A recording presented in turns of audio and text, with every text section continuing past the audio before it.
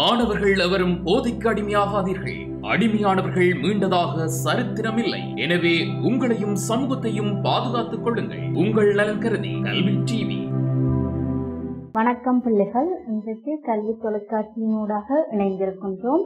இன்றைக்கு 2021 ஆண்டு நடந்த விஞ்ஞான பாடத்தின் பாஸ் பேப்பர் ஓலெவல் மாணவர்களுக்காக செய்ய போகின்றோம். பேப்பருக்குள்ள போவோம். முதலாவது கேள்வி மனித இதயம் பின்வரும் எந்த ஒழுங்கமைப்பு மட்டத்திற்குரியது? இப்ப நாங்க அதுக்கு முதல் பார்த்தோம்னா, இந்த கலம்ன்றது கலங்கள் கணக்க சேர்ந்துதான் இளையம் என்ற ஒரு செட்டப் கட்டமைப்பு. இளையம் எல்லாம் சேர்ந்து அங்கம் என்ற ஒரு கட்டமைப்பு வரும். அங்கம் எல்லாம் சேர்ந்து தொகுதி என்ற ஒரு கட்டமைப்பு வரும். அப்ப இந்த இதயம் சம்பந்தமா நாங்க பார்த்தோம்னா, இதயத்தின் தசை கலங்கள் எல்லாம் சேர்ந்து இதய தசை இளையம் என்ற ஒரு செட்டப் வரும். அந்த இளையங்கள் எல்லாமே சேர்ந்து இதயம் என்ற ஒரு அங்கம் வரும். இதயம் என்ற அங்கங்கள் எல்லாமே சேர்ந்து குருதி சுற்றோட தொகுதி வரும். அப்ப இதுல இதயம் பின்வருவற்றுள் எந்த ஒழுங்கமைப்பு மட்டத்துக்கு உரியது என்று நாங்க பார்த்தா அங்கம் என்ற ஒழுங்கமைப்பு மட்டத்துக்கு உரியது. அடுத்தது, எல்பி வாயுவில் அதன் முக்கிய கூறுகளாக இருக்கும் ஹைட்ரோ கார்பன்கள். இதுக்கு நாங்க ஒண்ணுமே செய்யலாம், இது பாடமாக்கியே ஆகணும். புரோப்பேனும் பியூட்டேனும். ரைட். அடுத்தது, வேலை அளவின் அலகு. இதுக்கு சிம்பிளா அந்த டைம்ல எங்களுக்கு யோசிக்க வராட்டி பாருங்க தம்பி, வேலை என்றோன்ன எங்களுக்கு ஞாபகம் வர வேண்டியது அது சமன்பாடு. விசை தர விசைண்ட திசையில இடப்பெயர்ச்சி, விசைண்ட திசையில இடப்பெயர்ச்சி வரணும். அப்ப நாங்கள் விசை அண்டைக்கு எந்த அலகு பாய்ப்போம்? நியூட்டன். தூரத்துக்கு மீட்டர், நியூட்டன் மீட்டர். ஆனா இங்க பாருங்க, நியூட்டன் மீட்டர் ஒரு விடை இல்லை. ஆனா நியூட்டனுக்கு இன்னொரு அடிப்படை அலகு இருக்குது, கிலோகிராம் மீட்டர் செகண்ட் -2. அப்ப kilogram metre second -2 into metre அண்டைக்க கிலோகிராம் மீட்டர் ஸ்கொயர் செகண்ட் -2, 4வது ஆன்சர். ரைட். ஓகே. அப்ப வேலை அளவின் அலகு எங்களுக்கு கேட்க உடன் ஞாபகம் வராட்டி சமன்பாடு வேலையின் விசை தர விசையின் வழியே அடைந்த இடப்பெயர்ச்சி என்ற சமன்பாடு எங்களுக்கு ஞாபகம் வந்தா அந்த சமன்பாடு அழகா அப்படியே தூக்கி போடுற நியூட்டன் தர மீட்டர். அப்ப நியூட்டன் மீட்டர் என்ற விடை இதுல இல்லை என்றபடியா நாங்க அடுத்தது என்ன யோசிப்போம்? நியூட்டன் அடிப்படை அலகு என்ன? Kilogram metre second -2 into metre பெருக்கேக்க கிலோகிராம் மீட்டர் ஸ்கொயர் செகண்ட் -2 என்ற விட வருது.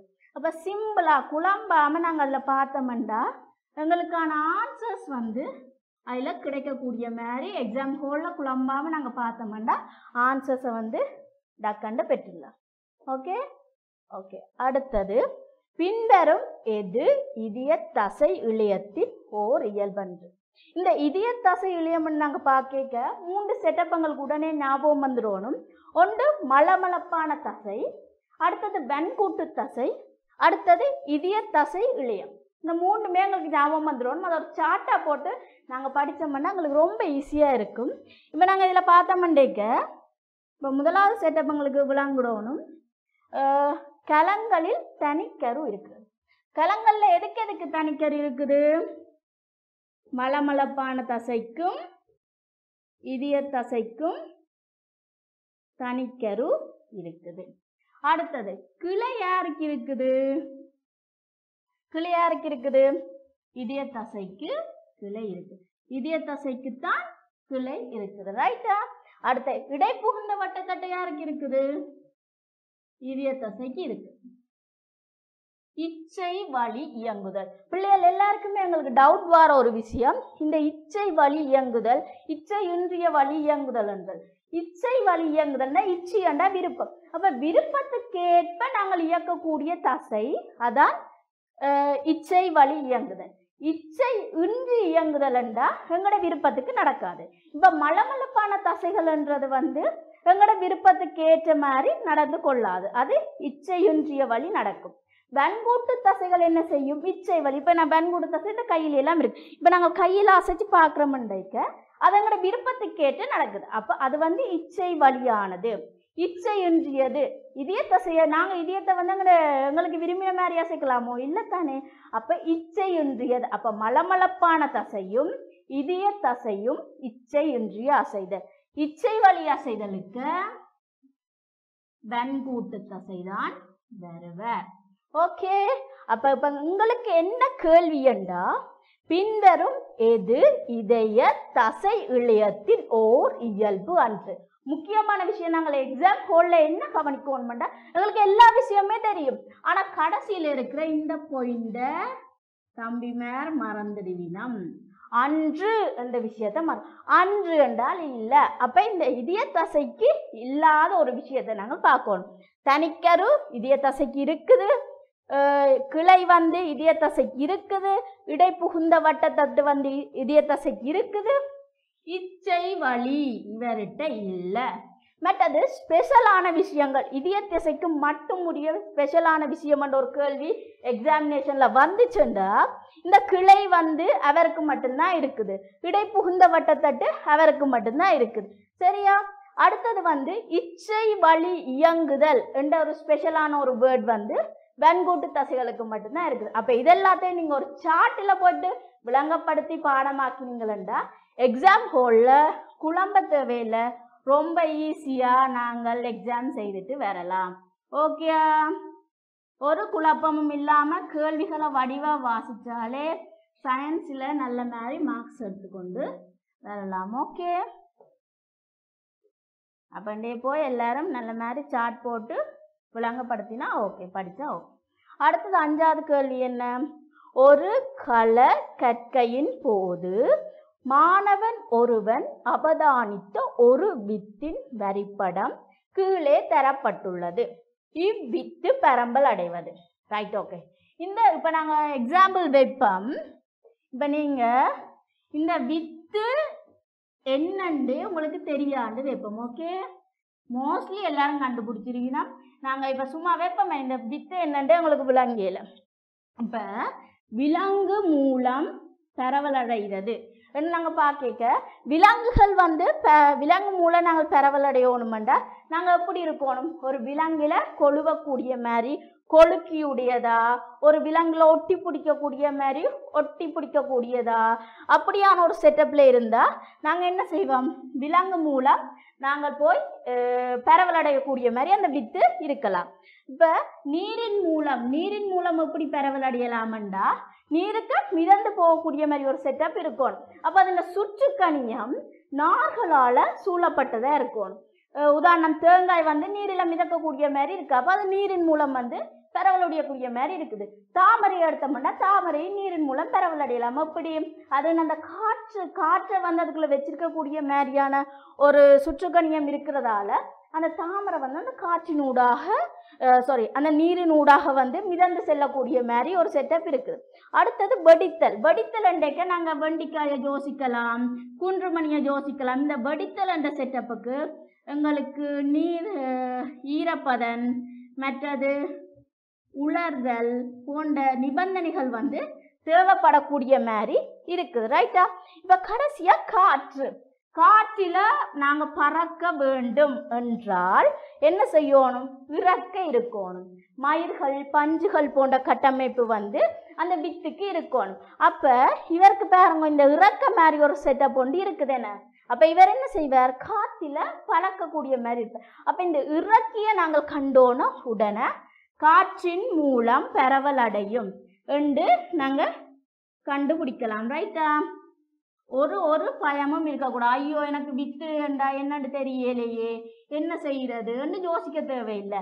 உடனே யோசிக்கணும் இதுக்கு என்ன செய்யறது. இப்ப காற்றின் மூலம் பரவலோட இறக்க இருக்கணும், காற்றோட பறக்கிறோன்னா இறக்க இருக்கணும், மயிர்கள் போன்ற செட்டப் இருக்கணும் என்று நாங்க யோசிச்சாலே இந்த விடையை வந்து நாங்க நல்ல வடிவா கண்டுபிடிச்சிடலாம். அப்ப இதுக்கு என்ன விட? காற்றின் மூலம் பரவல் அடைதல். ஓகேயா?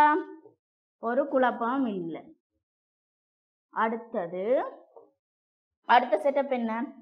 மாறா ஆர்முடுகளுடன் இயங்குகின்ற ஒரு பொருளின் பின்வரும் எக்கணியம் சீராக அதிகரிக்கின்றது.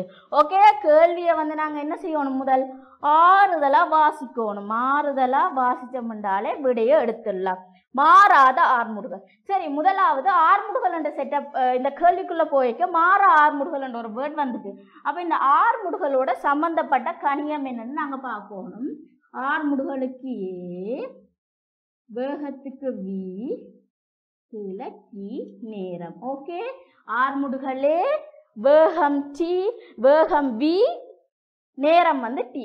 அப்ப ஆர்முடுகள் சமன் வேகத்தின் கீழ் நேரம். சரியா?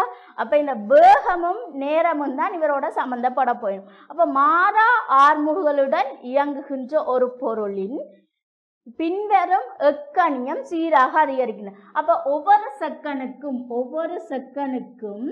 அதிகரிக்கணும். இதுல ஒன்றை போட்டோம்டா இவர் கூட கூட இந்த வேகம் என்ற ஒரு செட்டப்பும் கூட போகுது. அப்ப இந்த ஆர்முடுகள் மாறாம அதிகரிக்க இவர் வேகமும் மாறாம அதிகரிக்க போகின்றார். அப்ப இதுல இருக்கிறதிலேயே வேகம்தான் அதிகரிக்கும். ரைட்டா? ஆர்முடுகள் அதிகரிக்குமோ அமர்முடுகள் அதிகரிக்குமோ? இல்ல. ஆர்முடுகள் கூடினா அமர்முடுகள் அங்க இருக்காது. ஆர்முடுகள் எதிர்தான் அமர்முடுகள். சரியா? இடப்பெயர்ச்சி அதுல சம்பந்தப்படையில. தூரம் அப்ப குழம்ப தேவையில்லை. உடனே சமன்பாடை போட்டுட்டு அதை வச்சுக்கொண்டு யோசிச்சாலே இந்த கேள்விக்கு விடை எடுக்கலாம். சரியா? ஓகே, ஒவ்வொரு கேள்வியிலையும் இருக்கிற ஒவ்வொரு வசனத்தையும் யோசிச்சோம்னா விடை எடுக்கலாம். ரைட், அடுத்தது ஒரு சிம்பிளான பார்ட். அடுத்தது இங்க பாத்தீங்கன்னா உங்களுக்கு நல்லா தெரியுது. 2 மூலகம் தந்திருக்கணும். என்ன தந்திருக்கணும்? Potassium, calcium தந்திருக்கணும். இப்ப இவையில இந்த கீழே தந்திருக்கணும் 19, 20. மேல 2க்குமே 40, 40. பிள்ளைகள் நாங்க எல்லாருமே குட்டீஸ் எல்லாம் குழம்புற ஒரு விஷயம், அணுவன் திணிவன் எதென்று தெரியாது. எல்லாம் நாங்கள் கம்ப்ளீட்டா போனாலும் எக்ஸாம் ஹோல்ல நாங்கள் அணுவன் எது திணிவன் என்னது தெரியாது. கீழே பாருங்கோ, கீழே இருக்கிறது அணுவன்,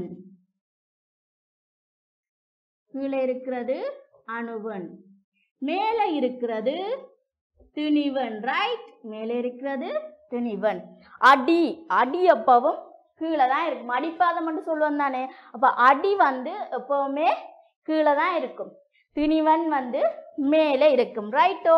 அப்ப அடிப்பாதத்தை ஞாபகம் வச்சிருங்க. அடிப்பாதம் எப்பவுமே கீழே இருக்கிற மாதிரி அணுவன் ஆனா எப்பவுமே கீழே இருக்கும். ரைட்? இப்ப இந்த அணுவன் இலத்திரன்கள எண்ணிக்கைக்கு சமனாக இருக்கும். இலத்திரன்கள எண்ணிக்கைக்கு அணுவன் சமனாக இருக்கும். ரைட்? இலத்திரண்ட எண்ணிக்கைக்கு அணுவன் சமனாக இருக்கும். இலத்திரன்கள் புரோத்தன்கள எண்ணிக்கைக்கு சமனா இருக்கும். இலத்திரன்கள் புரோத்தன்கள எண்ணிக்கைக்கு சமனா இருக்கும். இந்த திணிவன் எதுக்கு சமனா இருக்கும்? புரோத்தன்களையும் நியூத்திரன்களையும் கூட்டுத்தொகைக்கு சமனா இருக்கும். சரி, இப்ப இவ்வளவு விஷயமும் தெரிஞ்சது. வடிவா அணுவன் இலத்திரன்கள எண்ணிக்கைக்கு சமனா இருக்கும். இலத்திரன்கள் புரோத்தன்கள எண்ணிக்கைக்கு சமனா இருக்கும். இந்த திணிவன் என்றது புரோத்திரண்டையும் நியூத்திரண்டையும் கூட்டுத்தொகைக்கு சமனாக இருக்கும். இப்ப எங்களுக்கு கேள்வி என்ன? கேள்வி இரு அணுக்களினதும் பின்வரும் எது சமனாகும்? என்றதான் எங்களுடைய கேள்வி. பின்வருவற்றில் எது டென்னினை சமனா என்ன இருக்குது? நாங்க பார்க்க ரெண்டுலையும் சமனா இருக்கிறது இந்த திணிவன் 40, 40. ரைட்? 40. அப்ப இந்த திணிவன் எதுக்கு சமன்? புரோத்திரனுக்கு நியூத்திரண்ட கூட்டுத்தொகைக்கும் சமன். அப்ப முதலாவது ஆன்சர் வராது, இரண்டாவது ஆன்சர் வராது. மூன்றாவது என்ன சொல்றாங்க? இலத்திரன்களினதும் புரோத்தன்களினதும் எண்ணிக்கையின் கூட்டுத்தொகை. அப்ப இலத்திரன்களுடைய புரோத்தன்களுடைய எண்ணிக்கை. அப்ப அதுதான் வந்து சரியான ஆன்சர். அடுத்தது புரோத்திரன்களுடைய நியூத்திரன்களுடைய எண்ணிக்கைக்கு கூட்டுத்தொகை. புரோத்திரன்களுடையும் மூன்றாவது ஆன்சர் வராது. ஏண்டா இலத்திரன்களுடையும் புரோத்திரன்கள் இல்ல, திணிவன்ன்றது புரோத்திரன்களுடையும் நியூத்திரன்களுடைய எண்ணிக்கைக்கு தான் சமன். அப்ப நாலாவது தான் இதுக்கு ஆன்சரா வரும். எங்களுக்கு இதுல நாங்க வடிவ பார்க்க வேண்டியது என்ன, இரு அணுக்களுடையும் பின்வருவற்றில் எது சமனாகும் என்று கேட்டிருக்கிறோம். எங்களுக்கு இதுல பார்க்க திணிவன் சமனா இருக்குது. திணிவன்ன்றது புரோத்திரன்களுடையும் நியூத்திரன்களுடையும் கூட்டுத்தொகைக்கு சமன் என்று தெரியணும். தெரிஞ்சோன்னா புரோத்திரன்களுடையும் நியூத்திரன்களுடையும் கூட்டுத்தொகை சமன். ரைட்டோ? ஒரு குழப்பமும் இல்ல. ரைட்? ஓகே.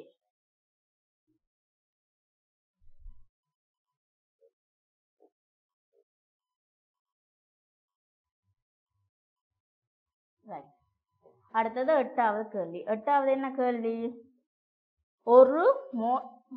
ஒரு மோட்டார் கார் இன்ஜினில் உண்டாகும் மிகையான வெப்பத்தை அகற்றுவதற்கு ஒரு குளிர்ச்சியாக்கும் கருவியாக நீரை பயன்படுத்துவதற்கு நீரின் இயல்பு காரணமாகும்.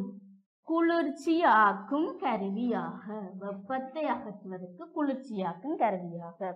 ரைட்? இப்ப உயர் தன் வெப்ப கொள்ளளவு, சரியா? உயர் தன் வெப்ப கொள்ளளவு என்ற விஷயத்துல நாங்க படிச்சது என்ன? எங்களோட உடம்பு புறச்சூழல் வெப்பநிலை வந்து மாறினா கூடி குறைஞ்சாலும் எங்களோட உடம்புண்ட உள் வெப்பநிலை வந்து கூடி குறையாது, மாற்றத்தை ஏற்படுத்தாது. அதுக்கு இந்த நீருண்ட உயர் தன் வெப்ப கொள்ளளவு வந்து உதவி செய்யுது. அதே மாதிரி தான் இந்த மோட்டார் கார் இன்ஜினில் உண்டாகும் அந்த மிகையான வெப்பத்தை தான் கொண்டிருக்கிற இந்த உயர் தன்வெப்ப கொள்ளளவால அவர் என்ன செய்யறார்? உறிஞ்சிட்டு அதை குளிர்ச்சியாக்குறார். அப்ப அவருக்கு அந்த நீருண்ட எந்த இயல்பு உதவி செய்யுதுண்டா உயர் தன்வெப்ப கொள்ளளவு தான் உதவி செய்யுது. இப்ப உயர் அடர்த்தி என்னதுக்கு உதவி செய்யுது? அடுத்த முறை ஒரு கேள்வி கேட்கிறான். உயர் அடர்த்தி இயல்பு வந்து உயர் அடர்த்தி இயல்பை நீர் கொண்டிருக்கிறதால அது வந்து உயிர்வாழ் அங்கிகளுக்கு எந்த விதத்துல பயனுடையதா இருக்குதுன்னு கேட்டா, எந்த விதத்துல இந்த குளிர் பிரதேசங்கள்ல பார்த்தோம்னா நீர் வந்து பனிக்கட்டியா உறைஞ்சு போயிருக்கும். ஆனா இந்த நீருண்ட உயர் அடர்த்தியால அந்த பனிக்கட்டியை விட நீருண்ட அடர்த்தி கூடவே இருக்கிறதால பனிக்கட்டி மேல மிதக்கிறதால கீழே நீரில அந்த குளிர் பிரதேசத்துல வாழ்ற அங்கிகள் வந்து வாழக்கூடிய மாதிரி இருக்குது. அதால இந்த உயர் அடர்த்தி வந்து அந்த அங்கிகள் வந்து வாழ்றதுக்கு வந்து உதவி செய்யற மாதிரி இருக்கு. அப்படி நாங்கள் ஒவ்வொரு பேப்பர் செய்யக்க ஒவ்வொரு பாயிண்டா பார்த்து கொண்டு போனோம்டா நாங்கள் புலவிட மாட்டோம். கணக்கு விஷயத்தை தெரிஞ்சு கொள்ளுவோம், என்னென்னு கிளியர் பண்ணுவோம். சரியா? அந்த கேள்விக்குரியது மட்டும் பார்க்காம அந்த கேள்வியோட என்னென்ன சம்பந்தப்பட்டிருக்குது இந்த விஷயத்தையும் பார்ப்போம். ரைட்டா குட்டீஸ்? ஓகே. அடுத்தது நாங்க என்ன பார்ப்போம்? ஓகே. உணவு சமிபாட்டு செயல்முறையில் இலிப்பிட்டுக்களின் குழம்பாக்கத்திற்கு அவசியமான பித்தம் உற்பத்தி செய்யப்படுவது. ஓகே. எங்கள எல்லாருமே விறப்புல என்ன பித்தம் என்றோன்ன பித்தப்பை. ஏன்னா பீனா தானே பித்தம், பித்தப்பை என்று யோசிப்போம். இல்லவே இல்லை.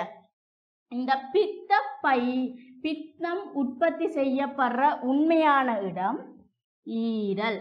ரைட்? ஈரல்ல தான் பித்தமானது உற்பத்தி செய்யப்படும். ரைட்டா? இது எல்லாரும் எழுதி வச்சிருக்கோம். பித்தம் வந்து பித்த உற்பத்தி ஈரல்ல தான். அப்ப இந்த பித்தப்பையில என்னம்மா நடக்கும்னு கேட்டோம்டா, பித்தப்பையில பித்தம் வந்து தற்காலிகமாக சேமிக்கப்படும். ஓகே. அவர் ஈரல்ல உற்பத்தி செய்யப்பட்டு இங்க வந்து சேமிக்கப்படுவார். சேமிப்பு வந்து இங்க நடக்கும். ரைட்டா? சேமிப்பு வந்து இங்க நடக்கும். ரைட்? இதுல நாங்கள் இருந்து நாங்கள் பெறலாம்டா லிப்பிட்டுக்களின் குழம்பாக்கத்திற்கு இந்த பித்தம் உற்பத்தி, பித்தம் வந்து தேவை என்ற விஷயம் ஒன்றை நாங்கள் பெற்றுக்கொள்ளலாம். ரைட்டா?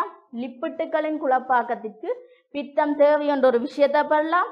பித்தம் உற்பத்தி செய்யப்படுற இடம் ஈரல் என்ற ஒரு விஷயத்தை பெறலாம். அடுத்து என்ன பெறலாம்? பித்தம் தற்காலிகமாக சேமிக்கப்படுறோட பித்தப்பையில் என்ற ஒரு விஷயத்தை நல்ல வடிவாக கேள்விப்படுங்க, ஞாபகப்படுத்துங்க. பித்தம் உற்பத்தி செய்யப்படுறது ஈரல். ஓகே குட்டீஸ், மறக்க தேவையில்லை, எக்ஸாம் ஹோலில் குழம்ப தேவையில்லை. பித்தப்பையில சேமிப்பு, ரைட்டா? பித்தப்பையில சேமிப்பு உற்பத்தியாக்குற இடம் வந்து ஈரலா இருக்கும். ஓகே, அடுத்த கேள்வியை பார்ப்போம். அடுத்தது, கேடய போலி சுரப்பியில் தைரோக்சின் ஹோமோனை உற்பத்தி செய்வதற்கு அவசியமான மூலகம் எது? ஓகே, இதில் நாங்கள் விடியை மட்டும் பார்க்க வேண்டாம், விடியோட சேர்த்து மற்ற இதுகளுக்கும் என்னென்ன இது வருமென்று பார்ப்போம். சோடியம். இந்த சோடியம் வந்து நொதிய ஏவியாக தொழிற்படுகின்றது. கணத்தாக்கத்துக்கு வந்து உதவி செய்யுது, கணத்தாக்கங்களுக்கு உதவி செய்து பிரசான சமநிலைக்கு வந்து உதவி செய்யக்கூடிய மாதிரி இருக்கு. அடுத்து இந்த பொசுபெரசு நாங்கள் பார்த்தோம்னா, இந்த பொசுபெரசு வந்து நியூக்ளிக் அமிலத்தின வந்து ஒரு கூறாக வந்து காணப்படுகின்றது. பல் என்பு வளர்ச்சிக்கு வந்து உதவி செய்யறதாக இருக்குது. கார்போஹைட்ரேட்டு கொழுப்புண்ட சமிபாட்டுக்கு வந்து இது உதவி செய்யுது. இந்த கல்சியம் என்று பார்க்க இந்த கல்சியம் பல் என்பு வளர்ச்சிக்கு வந்து உதவி செய்யுது. இந்த பொசுபெரசும் இந்த கல்சியத்தை நாங்கள் ஈஸியாக ஞாபகம் வச்சிருக்கலாம். என்பு பல் வளர்ச்சிக்கு உதவி செய்யுது. இது வந்து குருதி உறைதல்லையும் வந்து உதவி செய்யுது. அடுத்தது பால் உற்பத்தியில உதவி செய்யுது. விட்டமின் பி வந்து அகத்துறிஞ்சல் இந்த கல்சியம் வந்து உதவி செய்யுது. இந்த கல்சியம் பல்வேறு விஷயங்களுக்கு வந்து உதவி செய்யுது. ஒவ்வொன்றிலே நாங்கள் மூன்று பாடமாக்கி வச்சிருந்தா எஸ்ஏலையும் நாங்களுக்கு உதவியா இருக்கும். இப்படியான எம்சிக்யூ வரைக்கும் எங்களுக்கு உதவியா இருக்கும். இந்த அயடின் என்பவர் மட்டும்தான் இவற்றை ஹோமோன் உற்பத்தியில வந்து செல்வாக்கு செலுத்தக்கூடிய ஒரு மூலகமாக காணப்படுகிறார். ரைட்டா பிள்ளைகள்? ஒவ்வொரு வினா வரைக்கும் அந்த வினாவில் இருக்கிற மற்ற கேள்விகளுக்கு என்னென்ன பாயிண்ட்ஸ் வரும் என்பதை நாங்கள் நோட் பண்ணி தெளிவாக போனோம்னா எக்ஸாம் பேப்பரில் ஈஸியாக நாங்கள் மூவ் பண்ணலாம். அடுத்தது நல்ல ஒரு ரசாயன கணிப்பு கேள்வி உண்டு. ரைட், நாங்கள் ஆறுதலாக பார்ப்போம். சரியா? ஒரு அவசரமே வேண்டாம். ரைட், முதலாவது செறிவு வந்து 1.0 மூல் டெசிமீட்டர் -3 கொண்ட சோடியம் குளோரைட்டு கரைசலின் 100 சென்டிமீட்டர் கனம் இல் அடங்கும் NaClஇன் திணிவு யாது? இங்கே ஒவ்வொரு மூலகத்தின்டையும் திணிவு தந்திருக்கிறோம். ரைட், இப்போ எங்களுக்கு இதிலேருந்து நாங்கள் பெற்றுக்கொள்ளக்கூடிய விஷயம் என்னென்னா, CV = N. ரைட்டா? எங்களுக்கு வடிவா தெரியும். NC = N/V. ரைட், இது எல்லா பிள்ளைகளுக்குமே இந்த இதில் வந்து தெரிஞ்சுக்கக்கூடிய ஒரு விஷயம். அப்போ எங்களுக்கு இதில் தெரிஞ்ச முதலாவது தரவு செறிவு எங்களுக்கு தெரிஞ்சிருக்கு. எவ்வளவு செறிவு? 1 மூல் டெசிமீட்டர் -3. ரைட், அது மற்ற தரவு என்ன நமக்கு தந்திருக்கணும்? கனவளவு தந்திருக்கணும். என்ன? V வந்து தந்திருக்கணும் 100 சென்டிமீட்டர் கனம். இப்படியே 100 சென்டிமீட்டர் கனம் நாங்கள் போடலாமா? 100 சென்டிமீட்டர் கனம் இல்லை. ஏன்னு சொல்லுங்க பார்ப்போம். அழகு பிரச்சனையா வந்துடும்.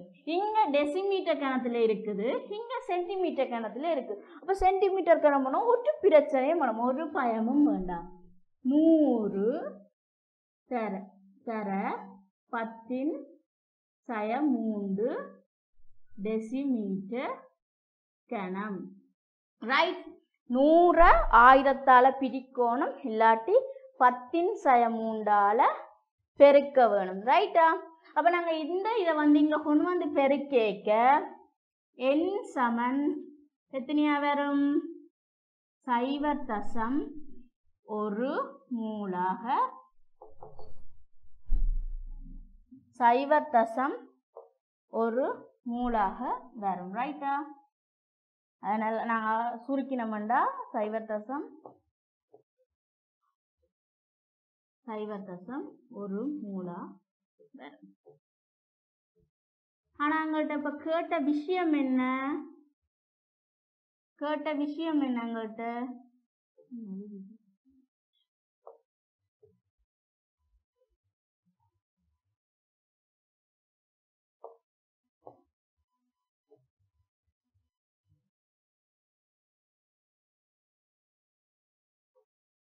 ரைட். எங்கள்கிட்ட கேட்ட விஷயம் திணிவு தான் கேட்டிருக்கிறோம். மூல் கேட்கல திணிவு தான் கேட்டிருக்கிறோம். அப்ப மூலுக்கும் திணிவுக்கும் என்ன தொடர்பு என்று அடுத்ததா பார்க்கணும். ஒவ்வொரு ஸ்டெப் பை ஸ்டெப்பா தான் போகணும். மூலுக்கும் திணிவுக்கும் என்ன என் சமன் திணிவின் கீழ் மூலர் திணிவு. என் சமன் திணிவின் கீழ் மூலர் திணிவு. உங்களுக்கு என் தெரியுது 0.1 இல்லாட்டி 1 தர 10⁻1 1 தர 10⁻1 தெரியுது. 1 தர 10⁻1 தெரியுது. இப்போ மூல மேத்ஸ் என்னது காண்றன்ற ஒரு பிரச்சனை வந்து சார் மூல மேத்ஸ் வந்து எப்படி காண்றது? மூல மேத்ஸ் காண்றது ரொம்ப ஈஸி. ஒவ்வொன்றையுமே திணிவு தந்திருக்கிறோம். உங்களுக்கு எண்ணெய்க்கு வந்து 23, சிஎல்லுக்கு வந்து 35.5. இதில் எண்ணெயும் சிஎல்லும் ஒரே ஒரு 1 விகிதத்தில் இருக்கு. அப்போ ரெண்டையுமே கூட்டி விட்டா சரி. அப்படி கூட்டினாங்களுக்கு 58.5 கிராம் மூல் -1 என்றுதான் மூலத்தின் அலகு. இந்த மூல் இருக்கும். அப்ப இந்த மூலும் கேன்சல் ஆகி கிராமில் எங்களுக்கு விட வரைக்க 5.85 என்ற விட வந்து எங்களுக்கு வரும். அப்ப இதுல விட வந்து 3வது விடையா இருக்கும். ரைட்டா?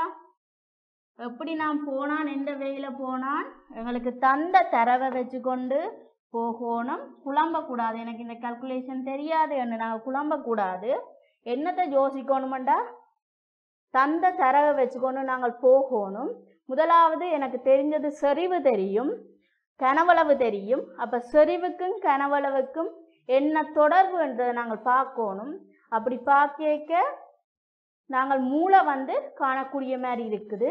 மூளை கண்டுபிடிச்ச நான் அதுக்கு பேர் என்னத்தை பார்த்தேன் நான் எங்களுக்கு திணிவு கேட்டிருக்கணும். அப்போ திணிவுக்கும் மூலுக்கும் என்ன தொடர்பு என்றுட்டு அந்த மூல திணிவு காண்றதுக்காண்டித்தான் இந்த செட்டப் வந்து இந்த ஹிண்ட் வந்து எங்களுக்கு தரப்பட்டிருக்குது. அதை வச்சுக்கொண்டு லேசா கண்டுபிடிச்சிட்டேன். குழம்பாம எக்ஸாம் நாங்கள் செய்தோம்னா விட ஈஸியாக வரும். இதில் நீங்கள் இந்த அழகை வந்து கணப்பிள்ளைகள் மறந்துடுவோம். எவ்வளவு படித்தாலும் அழகு மாத்துறது நமக்கு தெரியணும். ரைட்டா பிள்ளைகள்? ஓகேயா? அடுத்தது நல்ல ஒரு கேள்வி. எல்லாருக்குமே பிடிச்ச ஒரு பாடத்தில் வந்திருக்குது, இனப்பெருக்கம். ரைட்டா? எல்லாரும் விரும்பி படிக்கிற பாடம் தானே நாங்கள்? ஓகே. 12, 13 ஆகிய வினாக்கள் வரிப்படத்தில் தரப்பட்டுள்ளன. ஒரு பெண் தரப்பட்டுள்ளன பெண் இனப்பெருக்க தொகுதியை அடிப்படையாக கொண்டவை. ஓகே, இதில் எங்களுக்கு தந்திருக்கிற விஷயம் என்ன? பெண் இனப்பெருக்க தொகுதி. ரைட்டா? ஓகே, இந்த படத்தை பார்த்தோன்னே எங்களுக்கு தெரிஞ்சிடும் அது பெண் இனப்பெருக்க தொகுதி. ரைட், நாங்கள் கேள்விக்கு போக முதல் எங்களோட அறிவை வச்சுக்கொண்டு இதுக்குள்ள நுழைவோம். இது என்னன்னு தெரியுது எல்லாருக்கும்? இது என்ன செட்டப்? ஃபெலோப்பியன் குழாய். ஃபெலோப்பியன் குழாய். Okay okay okay. இது என்னன்னு தெரியுதா? இந்த ரவுண்டை தான் காட்டியிருக்கணும். சூலகம். ரைட்டா? சூலகம். ஓகே. அடுத்த இது என்னன்னு தெரியுதா? ஜோனி மடல். ஜோனி மடல். ஓகே. இது என்ன? கருப்பை. இப்படி இந்த விஷயம் நமக்கு தெரிஞ்சாலே ஓரளவு மனதில் இருக்கிற பயம் எல்லாமே போயிடும்.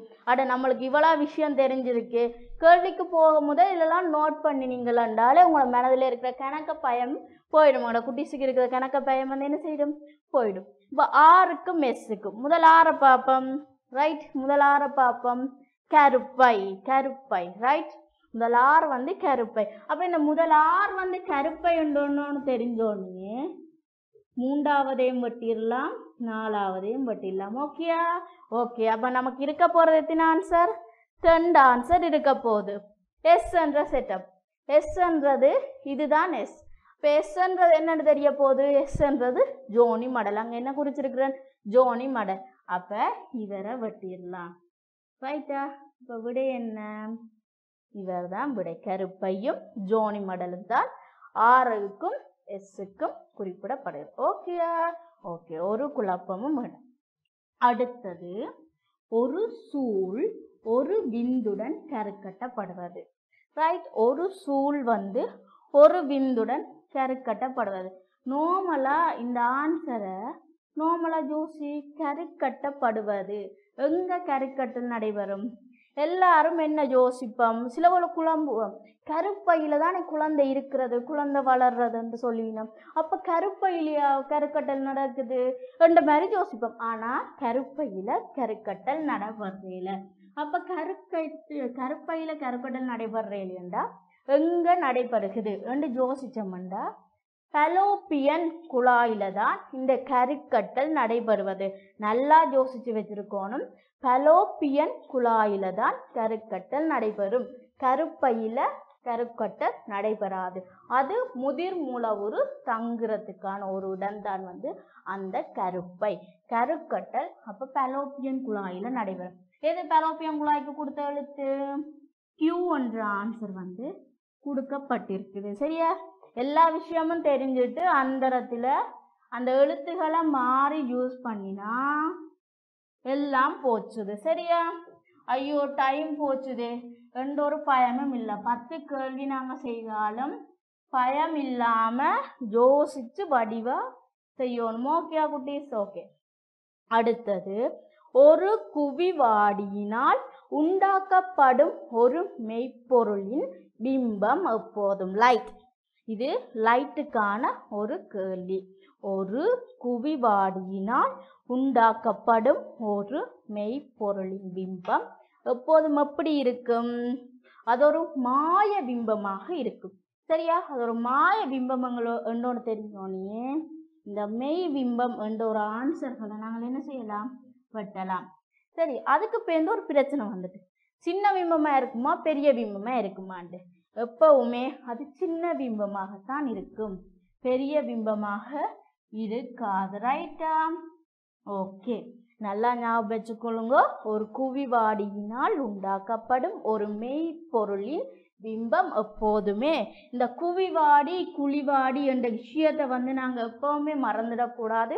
அது ஒரு சார்ட் ஃபார்ம்ல வச்சு குவிவாடி குழிவாடி என்று பிரித்து குவிவாடியால் உண்டாக்கப்படுற இது வந்து எப்படி இருக்குது பிம்பம், மெய்ப்பொருளுக்கு எப்படி இருக்கு, மாயப்பொருளுக்கு எப்படி இருக்கு, குவிவாடிக்கு எப்படி இருக்கு என்று நாங்கள் பிரித்து ஒரு சார்ட் ஃபார்ம்ல பார்த்து கொண்டு போனோம்னாலே எக்ஸாம் ஈஸியாக செய்யலாம். இந்த குவிவாடி குழிவாடி என்ற செட்டப்பை வந்து நாங்கள் ஒரு நாளுமே குழம்ப கூடாது. ரைட்டா? குழம்பாம பார்த்து கொண்டு போனோம்னா ஈஸியா இருக்கும். ரைட்? அடுத்தது,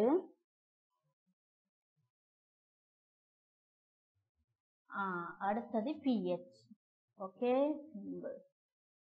pHல எல்லாருக்கும் குழப்பம் கணக்கு இருக்கு. pHல நாங்க சிம்பிளா பார்க்கலாம்.